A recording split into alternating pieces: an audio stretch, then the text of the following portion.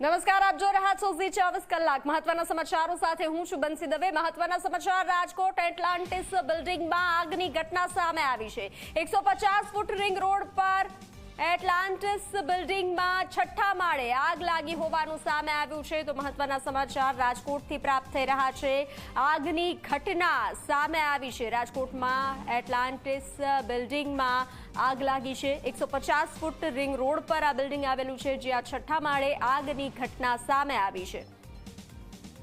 વધુ વિગતો સાથે સંવાદદાતા ગૌરવ જોડાઈ ચૂક્યા છે। ગૌરવ, ધૂળેટીના પર્વ પર આગની ઘટના સામે આવી છે, શું છે વિગતો?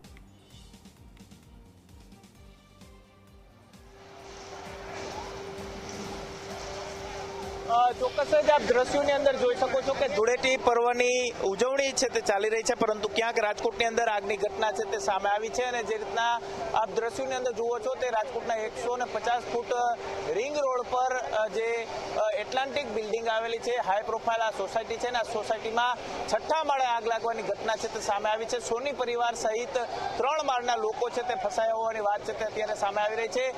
ફાયર બ્રિગેડની ટીમો છે તે 4 જેટલી ટીમો અહીં પહોંચી છે અને લોકોનું રેસ્ક્યુ કરવાની કામગીરી છે તે અત્યારે હાથ ધરવામાં આવી રહી છે। જે રીતના આપ દ્રશ્યોની અંદર જોઈ શકો છો કે જે બિલ્ડિંગના એલિવેશનના કાચ છે તે ફોડી અને લોકો છે ને તેને ઘરની બહાર કાઢવાના પ્રયાસો છે તે હાથ ધરવામાં આવી રહ્યા છે। આપણી સાથે અહીંના સ્થાનિક છે તેમની સાથે વાત કરીશું।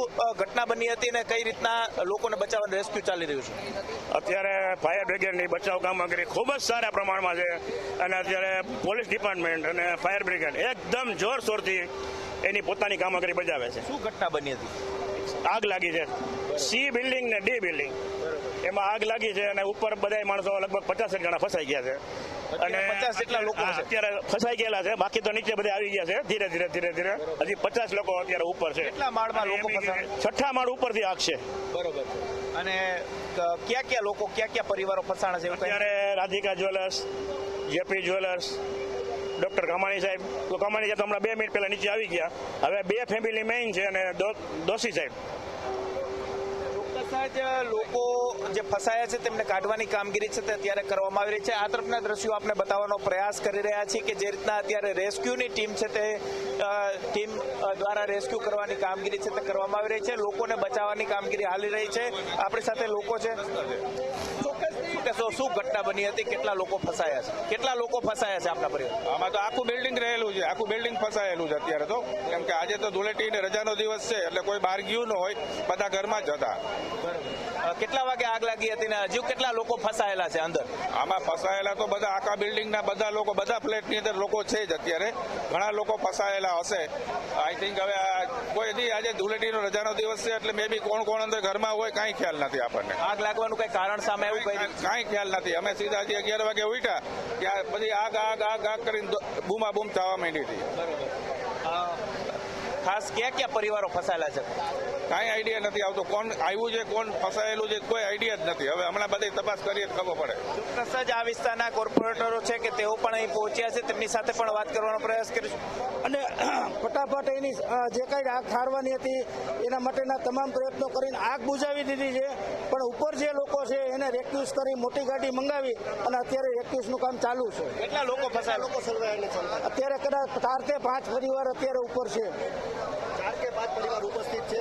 ખાસ જે મેજર કોલ જાહેર કરાયો છે કે કેમ ફાયર બ્રિગેડ? ના, અત્યારે કોઈ હજી મેજર કોઈ એવું કોઈ હજી ઉપરથી કઈ મેસેજ આપણને મળ્યા નથી। ચોક્કસ જ દ્રશ્યોની અંદર આપ જોઈ શકો છો કે રેસ્ક્યુ કામગીરી છે તે ચાલી રહી છે અને આ રેસ્ક્યુ કામગીરીની અંદર અત્યારે સૌથી મોટા સમાચાર એ સામે આવી રહ્યા છે કે રાજકોટના જે નામાંકિત જેપી જ્વેલર્સ અને રાધિકા જ્વેલર્સના જે લોકો, જે પરિવારજનો છે કે તેઓ અત્યારે ફસાયા છે। સાથે જ ડોક્ટર કામાણીનું પરિવાર છે તે ફસાયું હતું, પરંતુ ડોક્ટર કામાણી છે તે અત્યારે નીચે આવી ગયા છે।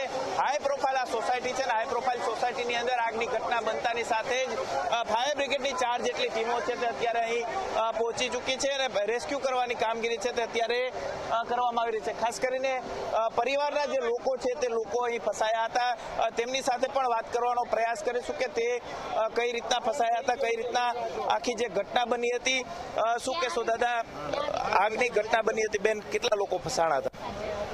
ઘણા બધા હશે, બહુ કઈ આઈડિયા તો છે નહીં, કારણ કે તમે કેટલા માળે રહેતા હતા? શું 7મા માળે રહેતા હતા અમે। અંદર 4 અમે ફેમિલી મેમ્બર હતા અને 2 બીજા મેડ હતા અને અમારી નાની ડોટર છે ને નીચે જ હોળી રમતી હતી, એટલે અમે ઉપર 6 જણા હતા. પછી અમે તો કાંઈ બારણું તો ખુલ્લે એમ જ નહોતું, એટલો ભયંકર ધુમાડો ને આમ આગ હતી. એટલે અમે લોકોએ બધાએ ઉપરથી નીચે ફોન કર્યા. ત્યાં તો ફાયર બ્રિગેડ તો તરત જ બહુ જલ્દી આવી ગયું 5 મિનિટમાં, પણ બધું ત્યાં ઠંડુ કરી, ત્યાં બધું ઉતારી ઠંડુ કરી, એટલે આગ હજી કાબુમાં નથી આવી, પણ અમને ધીરે ધીરે કરતા નીચે ઉતારી. કેટલા માળે તમે રહેતા હતા? અમે 7મા માળે. 7મા માળે. અને કેટલા ફ્લોર ઉપર આગ લાગી હતી? 6ઠે માળે. 6ઠા માળે. ત્યાં કોઈ પરિવાર હતા કે કોઈ લોકો ફસાણા હતા? કામ ચાલુ હતું અને જે કામ કરતા હતા ને એમાં એક ભાઈને તો હોસ્પિટલ લઈ ગયા, શું થયું ખબર નથી. ચોક્કસ જ 6ઠા માળે કામગીરી છે તે ચાલતી હતી ને ફર્નિચરનું કામ હાલતું હોવાની વાત છે તે અત્યારે સામે આવી રહી છે. ખાસ કરીને જે તેની અંદર એક વ્યક્તિ છે તે ઈજાગ્રસ્ત થયો હોવાની વાત છે તે અત્યારે સામે આવી રહી છે અને ફાયર બ્રિગેડની ટીમો છે કે તેમના દ્વારા રેસ્ક્યુની કામગીરી છે તે અત્યારે કરવામાં આવી રહી છે. ખાસ કરીને આ જે ઘટના બની છે, ઘટનાની અંદર જે ખાસ કરીને ફર્નિચરનું કામ ચાલતું હતું અને ફર્નિચરના કામ દરમિયાન આગની ઘટના 6ઠા માળે લાગી હતી. તેની અંદર એક વ્યક્તિ ઈજાગ્રસ્ત છે તે થયો છે અને ખાસ કરીને 7, 8 અને 9 4 જેટલા જે પરિવાર લોકો છે તે ફસાયા છે અને 40 જેટલા લોકો ફસાયા હોવાની વાત છે તે અત્યારે સામે આવી રહી છે. ફાયર બ્રિગેડની ટીમો છે કે તેમના દ્વારા અત્યારે રેસ્ક્યુ છે તે કરવામાં આવી રહ્યું છે.